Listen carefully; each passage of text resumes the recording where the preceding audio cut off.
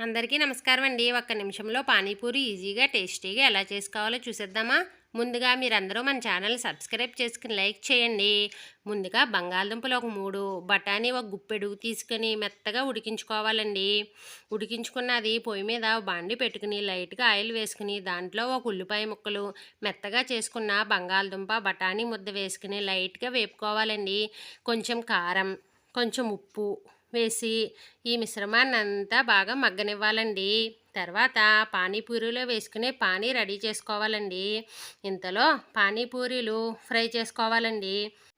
ఈ పానీపూరి ఫ్రై అయ్యే లోపల మన ఛానల్ని లైక్ చేసి సబ్స్క్రైబ్ చేసుకోండి. ఇంకేముందండి, పానీపూరికి చిన్న చిల్లు పెట్టుకొని దానిలో బఠానీ, బంగాళదుంప మిశ్రమం కొంచెం పానీ వేసుకుని కొన్ని ఉల్లిపాయ ముక్కలు వేసుకుని తింటే ఎన్ని తింటామో మనకే తెలియదు. మా అమ్మాయి అయితే గుడుక్కుమని తినేసిందండి. వీడియో నచ్చితే లైక్ చేసి సబ్స్క్రైబ్ చేసుకోండి. ఎవరైతే పానీపూరి ఇష్టమైన వాళ్ళు ఉన్నారో వాళ్ళందరికీ ఈ వీడియోని షేర్ చేయండి. అలాగే మన ఛానల్ని రోజు ఫాలో అవటం వల్ల నేను పెట్టిన ప్రతి వీడియో మీరు చూడగలుగుతారండి.